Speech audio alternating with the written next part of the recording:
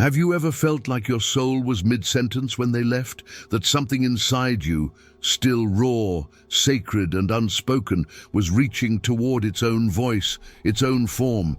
And then, suddenly, silence. They didn't just leave. They took the mirror in which you were finally starting to see yourself clearly. You weren't just loving them. You were becoming someone in their presence. Braver, more intuitive, closer to something true in you. When they disappeared, it wasn't just the absence of their body. It was the vanishing of a direction, a rhythm, a thread of transformation that had barely begun. Carl Jung called this interruption of individuation, when the archetype we unknowingly project onto someone is pulled away before integration. Our psyche doesn't just mourn the person, it loses the path it was walking. Joe Dispenza adds, the brain forms energetic and emotional pathways through repeated experience. Love isn't just felt, it's neurologically rehearsed. So when someone leaves, the collapse is not only emotional, it is spiritual, biochemical, psychic. This is why it hurts in a way that language cannot hold. This is why your growth feels abandoned, not just your heart. And this is why this video exists. Not to teach you how to forget them, but to help you remember who you were becoming when your soul began to bloom in their light. To invite you to return, not to the past, but to the sacred version of yourself that never got to finish becoming. There are absences that don't just echo in the heart. They echo in the very shape your soul was taking. You weren't just building a connection. You were becoming someone else in the warmth of their gaze. Perhaps someone more courageous, more poetic, more open to the invisible threads of life. And then, without warning, that emergence was halted, as if a new self had just begun to breathe and then held its breath forever. What you feel now isn't just longing, it's an unfinished transformation.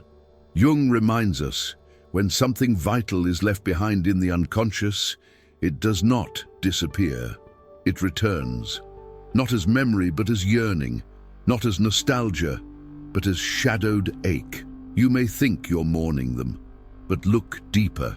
You are mourning who you were becoming while you were with them, that inner blooming that never fully bloomed.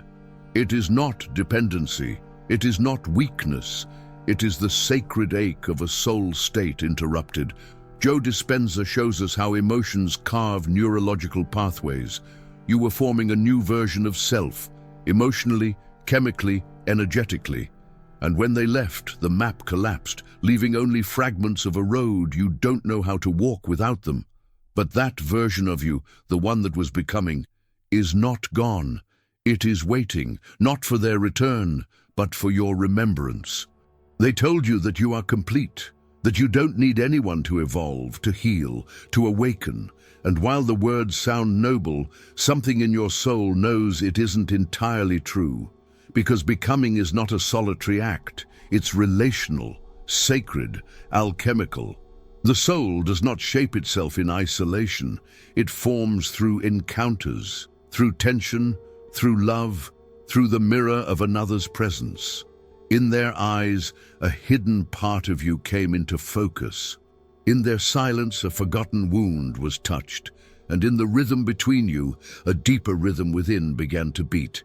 Yes, you are whole, but wholeness does not mean stillness. It means motion, integration, transformation. Joe Dispenza reminds us, identity is formed through experience. We do not simply think ourselves into being, we rehearse ourselves into becoming. What hurts now is not just the absence of their body. It's the absence of that invisible space you shared, where a new version of you began to exist. You do not miss them entirely. You miss the atmosphere, the sacred temperature, where your soul was awakening. And that awakening is not lost. It is still here, beneath the ache, waiting to be reclaimed not through solitude, but through sacred self-regard. Some connections are not meant to stay. They arrive like sacred storms, not to settle, but to stir, to awaken the part of you that had been quietly waiting for a reason to emerge. What if they were never meant to complete your story, but to rupture its silence? What if their presence was not the path, but the fire that lit it? There's a grief that comes not from the loss of love, but from the way the path seemed to vanish when they stepped away. The fork arrived too soon. The music stopped mid-melody. And yet, what was stirred inside you, that unnameable intuition, that call to live more truthfully, that glimpse of something timeless, is still here, still pulsing. Jung would say that the archetype they carried was meant to be activated, not possessed. A mirror, not a map. Joe Dispenza teaches that transformation begins in the energetic field of new experience. Their role may have been to activate the dormant, to give your soul a taste of itself. And now, though they are gone, what was awakened does not need to vanish. The ache is not just romantic, it is sacred, a calling back, not to them, but to the road that opened the moment they touched your soul. Sometimes it's not your strength that disappeared. It's the place where it used to echo. Maybe you used to write, dress differently, speak with a softer voice, dream with a clearer sky. But since they left, those parts of you feel unreachable, like rooms in a house now locked from the inside. It wasn't because you needed them to be creative, spiritual, or alive. It's because, in their presence, those qualities had a place to unfold, a field where they felt safe. Joe Dispenza reveals how emotional states become habitual wiring in the brain. You weren't just becoming, you were rehearsing a new identity sculpted by the atmosphere you shared. And now, without realizing it, you've linked your becoming to their presence. But they weren't the source, they were the mirror. What feels lost is not lost. It is waiting to be unlinked from the name that once awakened it. This isn't about forgetting them. It's about remembering that the part of you they brought to life was always yours. Still is, just buried under the silence that followed their departure. Imagine a statue mid-carving, its contours still forming, its essence still hidden. And then the sculptor leaves, not because the stone lost its beauty, but because the moment was interrupted. Rain falls, earth gathers, time forgets. Now, what remains is not a ruin. It is a sacred incompletion, buried, not broken. That is the image of your becoming. A soul state that began to take shape under a particular light and then was left in shadow. Jung spoke of the unfinished self as a presence that waits, not to be found, but to be continued by the one who began it, you. That half-finished sculpture still lives in you, not as a mistake, but as a sacred pause. Joe Dispenza teaches that the mind and body remember not only pain, but potential. The sculpture is etched in your neural pathways, your emotional tissue, your quiet dreams. You were not abandoned. A part of your process was simply paused.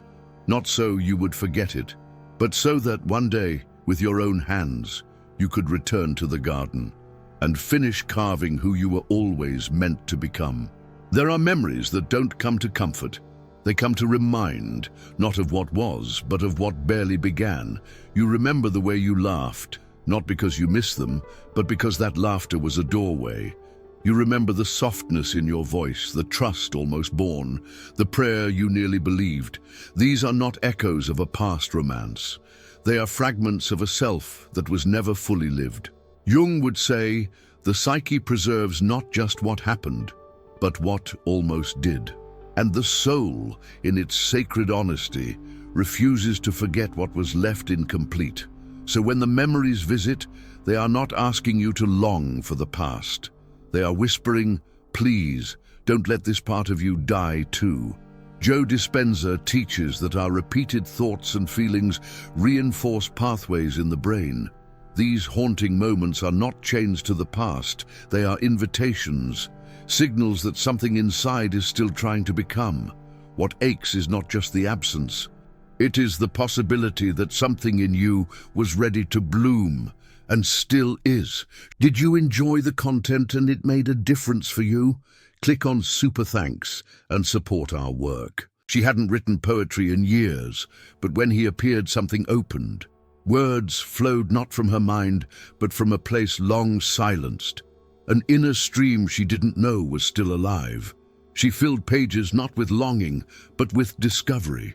Then, as suddenly as he had come, he left. And in the ache of that absence, she did something quiet.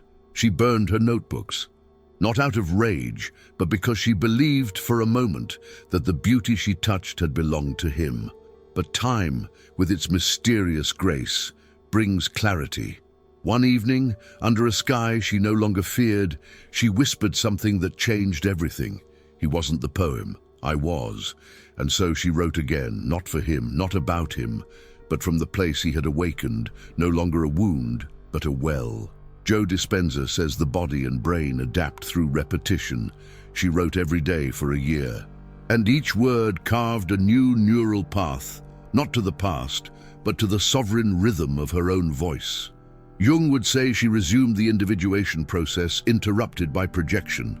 The ending didn't close the chapter. It simply passed her the pen. There are paths we must walk alone, not because we were abandoned, but because something sacred awaits in the solitude. What was taken wasn't your light. It was the shape it had just begun to take. When they left, they didn't steal your soul. They interrupted its emergence. Jung would say, individuation does not end when another withdraws.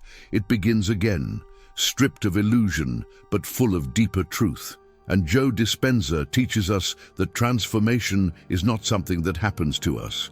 It's something we choose through new actions, new states, new inner agreements. The sacred task now is not to erase what happened, but to remember who you were becoming in their presence and continue, not for them, but for the sake of the soul that still pulses beneath the silence, the part of you that still hears the unfinished melody, the part that still holds the chisel. You do not need witnesses to become whole, but you do need remembrance and a quiet, sacred willingness to return. It wasn't just love that was lost. It was a thread of becoming, still delicate, still unfolding, that was severed in silence. They didn't take your future, but they took the weather in which your soul began to rise. And that's why the grief lingers, not as sorrow alone, but as unfinished rhythm, as an echo of who you almost became. Joe Dispenza reminds us, the body and brain respond to choice. What you do next, what you remember, what you allow yourself to feel, reshapes your becoming. Jung whispered a deeper truth. We don't become enlightened by imagining figures of light, but by making the darkness conscious. Now that you've seen what was taken, reclaim it, carve it, walk it into form, not as an echo of what could have been, but as the sovereign arrival of what still longs to be. If you made it this far, comment below, Estoy despierta, so that others may know they are not walking this sacred remembering alone. And if your soul still carries questions, the next video may bring a new echo. Your becoming is not over, it is only beginning.